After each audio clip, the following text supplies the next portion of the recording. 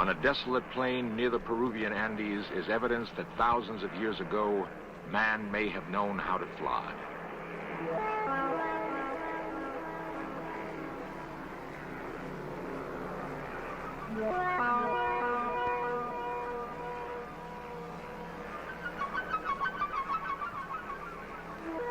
Huge drawings are etched in the ground. They make sense only when viewed from a great height. Miles of what look like modern runways score the desert. If they were, what manner of craft landed here? Who were the pilots? We are conditioned to think that flight is the province of modern man. Perhaps we are latecomers to the sky. To this day, the lines at Nazca have not been fully explained. How were they used? And by whom?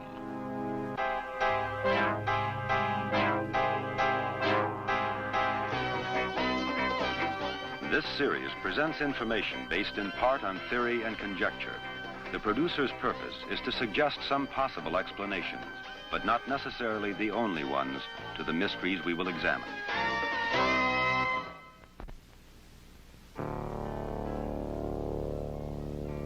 The land we call Peru is both lush jungle and arid plateau. The desert plain called Nazca is host to a strange menagerie. A 9-fingered monkey, a huge, ungainly spider, giant birds and mammoth lizards. They are cut into the dry earth, visible only from the sky. Often, as we pursue our studies of ancient civilizations, we're tantalized by discoveries that don't seem to fit our comfortable notions about the past. Some of these discoveries suggest that early man knew a great deal more about flight than we once thought possible. There are no written records to guide us as we go in search of man's dream of flight.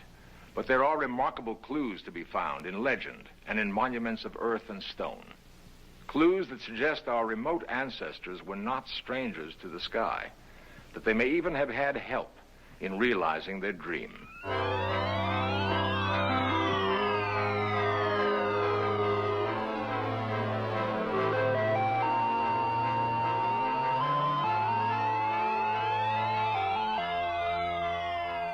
The urge to fly seems to have been a primal one with man, to leave the heaviness of earth, to taste the wind and thrill to the rushing ground below.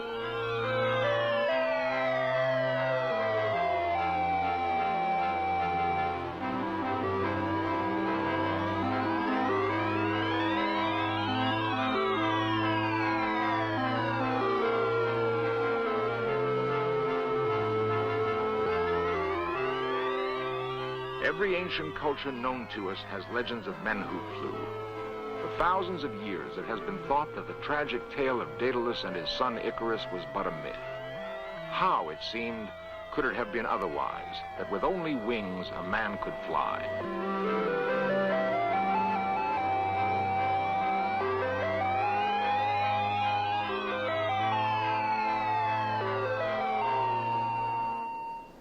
Daedalus and his son Icarus were said to live on Crete, center of ancient Mediterranean civilization.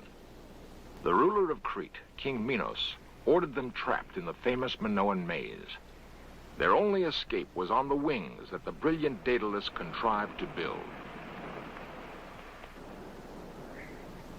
Daedalus warned Icarus not to fly too close to the sun, or his wings of wax would melt.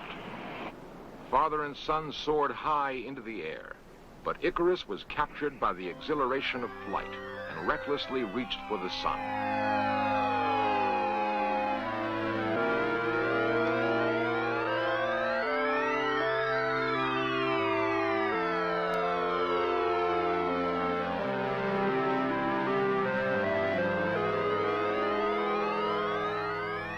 Icarus would pay dearly for his impetuous flight. His wings melted, and he plunged headlong into the Aegean Sea.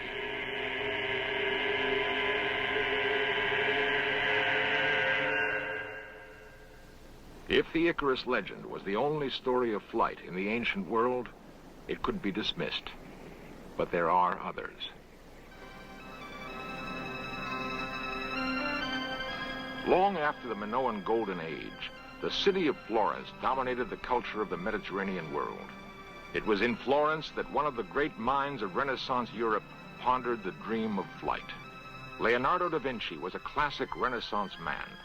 For years, he was preoccupied with a flying machine of his own design. It had some of the features of the modern helicopter. One report has Leonardo testing his machine in 1505 by launching it from a hilltop above Florence. History does not record the results of that test. Before Leonardo was born, a structure called the Jantar Mantar was built in India. It was apparently an astronomical observatory. The complex arrangement of its architecture performed the functions of telescope and computer. With its help, the thinkers of India contemplated the stars. Ancient Indian chants contain one of the most detailed descriptions of a flying machine. The chants may have been flights of fancy, or they may have been the accounts of early journalists passing on something they had seen. In either case, the chants describe an airborne vehicle called Varana. A form of energy called Sidli made it possible for the machine to fly to distant stars. It is a curious fact that in some ways the ancient Indian observatory resembles a rocket gantry.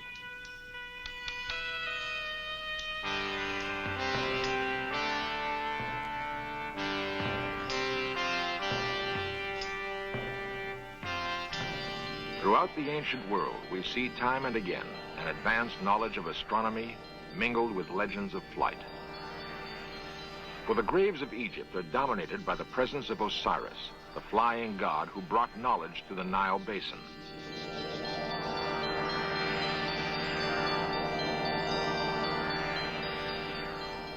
What inspired the ancient obsession with flight?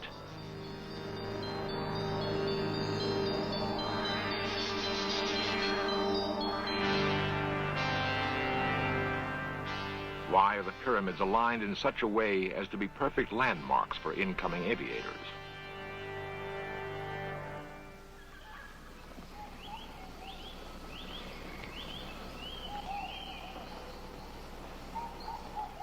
The thick jungle of Central America was once home for a remarkable people called Maya.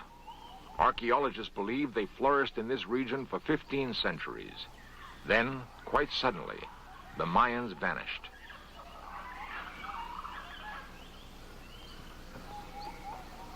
They left behind pyramids and temples. Their capital cities must have been lavish.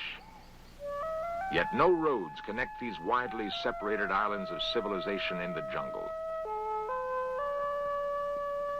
Perhaps the Mayans were familiar with the principles of flight, for there is evidence that, like other ancients, the Mayans were on intimate terms with the heavens. Certainly, their observatories made it possible for them to construct a calendar as accurate as any in use today.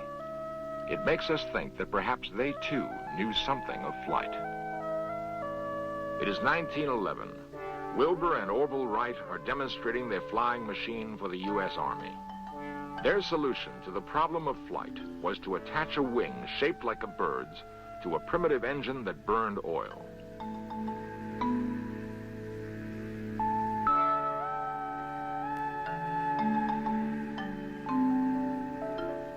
It was a solution appropriate to the dawning industrial age. But was it the only solution?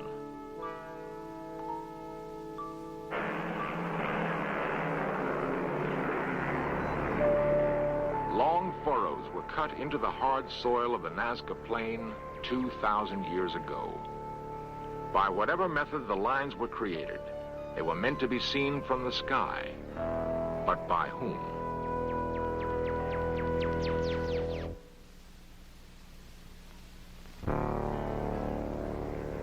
The Nazca Plain on the western shoulder of the Andes in the country we call Peru.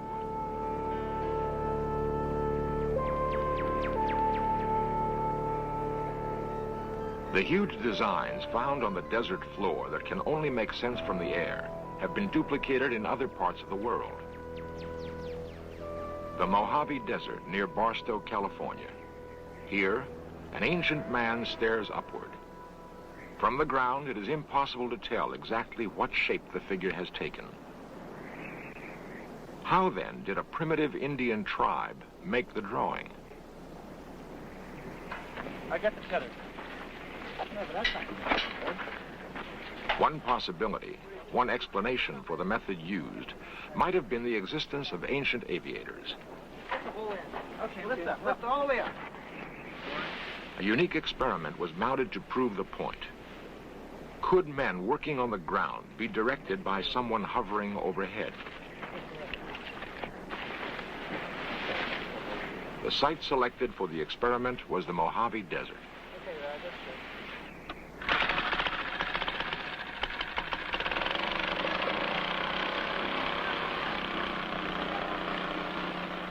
A hot air balloon was the choice for a flying platform.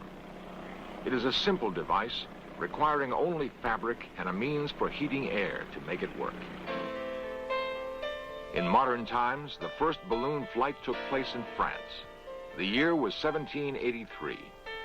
The principles remained the same, the technology virtually unchanged.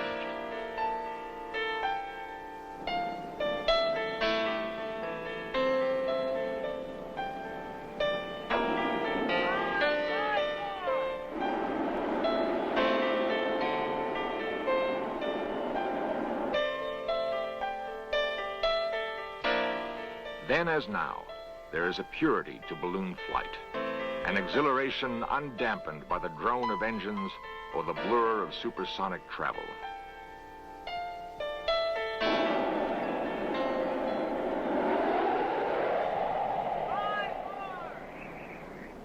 Directly over it.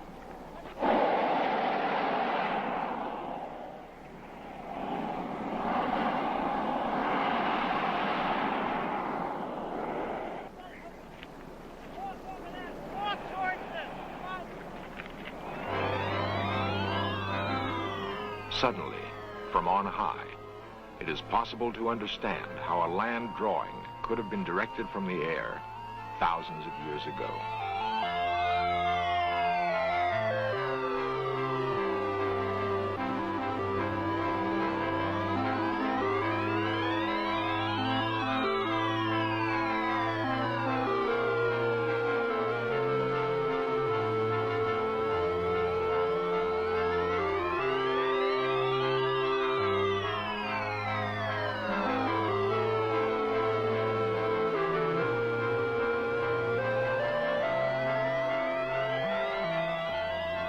Got it, don't worry. There is nothing in the Barstow experiment that could not have been done by earlier inhabitants of the desert. We can back over this way. Let's walk back. Did American Indians launch balloons? Or are there other explanations?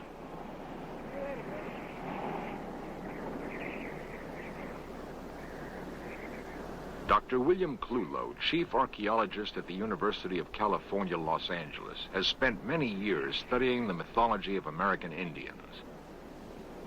One of the few important practitioners in a simple society like this is what we call the shaman. Many people would refer to it as the healer or the medicine man, but among the capacities of the shaman, we can number in many tribes the ability to take flights outside of his actual body. That is, he projects a part of his personality or his psyche outside of his body, goes beneath the earth, beneath the water, or into the heavens in order to secure some form of an intuitive statement about what is wrong in the society. And he performs healing and curing with the aid of the intuitions that he gets in these projected flights.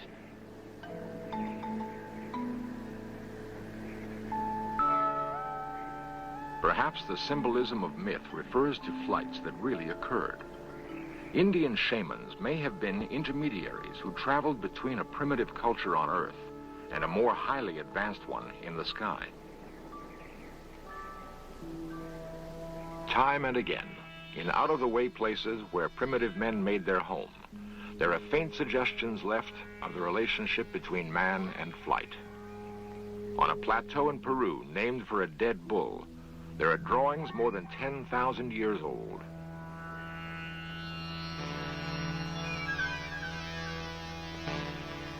One interpretation placed on them is that they depict the ancients welcoming visitors from the sky.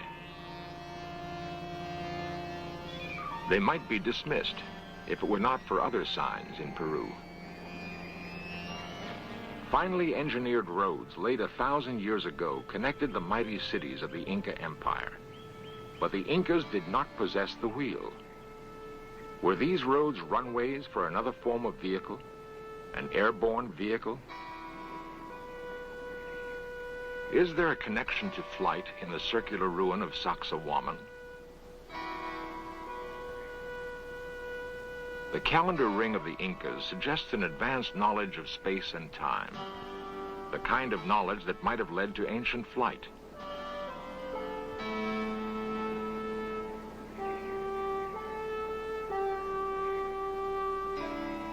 But far and away, the most convincing evidence is found elsewhere. A fantastic collection housed in the National Museum of Aeronautics in Lima, Peru, suggests that this may be the case. It is not a collection of precious artifacts, but rather an assortment of stones. The stones were discovered in 1963 in the tiny village of Ica that lies only 40 miles from the Nazca Plain. Bizarre drawings on the stones depict a curious breed of mechanical bird. On another is represented what could be a modern space shuttle. The stones are designed in the same style as Nazca ceramics. The message on the stones is evidently controversial. Representatives of the Peruvian government have been reluctant to discuss them.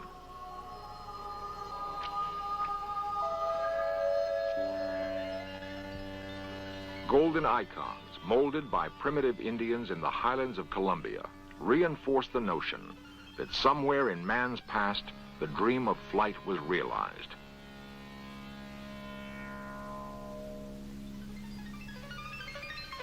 The relics look astonishingly like modern delta-wing fighter planes.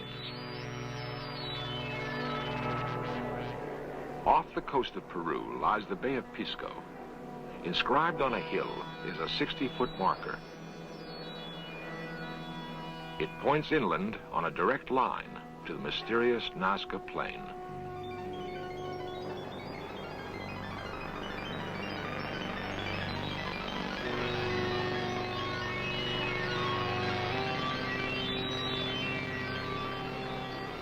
The base camp for prehistoric aviation may have been the Nazca Plain.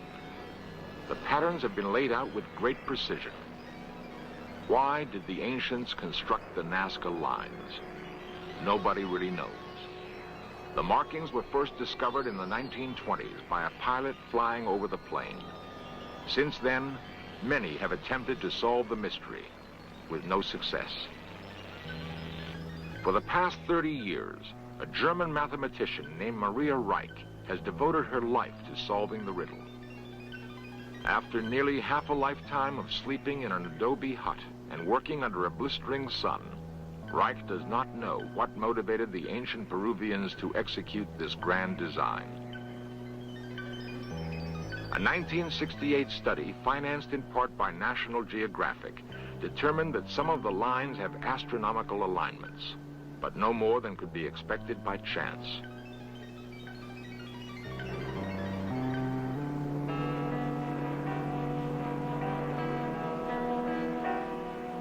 And yet, the lines seem to be pointing. Do they point the way to other outposts where ancient aviators once touched ground?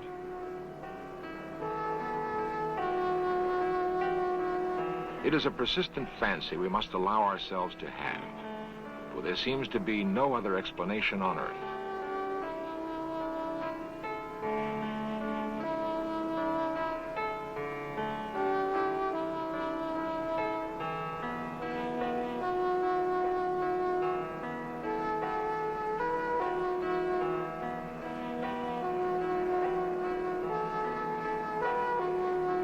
It is hard to shake the notion that here, on the plains of Nazca, there once flew ancient aviators.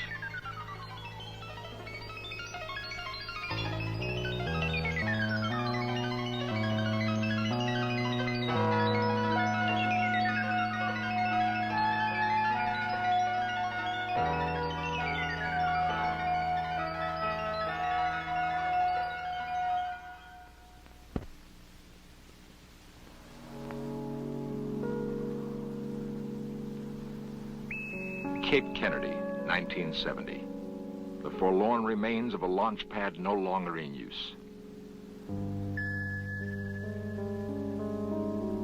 Will future generations examine the ruins of our technological civilization and wonder at the purpose of such structures?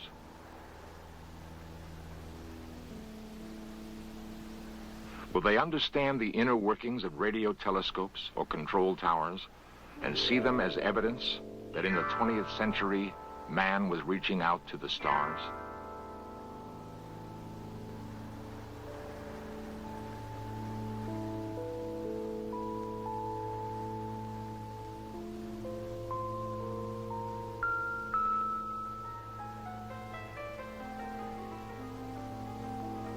There's evidence that man has lived on this planet at least 3 million years. Were the inhabitants of other worlds idle all that time? Or were they, too, reaching for the stars, perhaps realizing their dream long before we could even speak it? And could it be that what it has taken us so long to do was merely to copy something we saw in our remote past? The answer may await us in the stars, a reunion of pupil with teacher. It's not so wild a dream.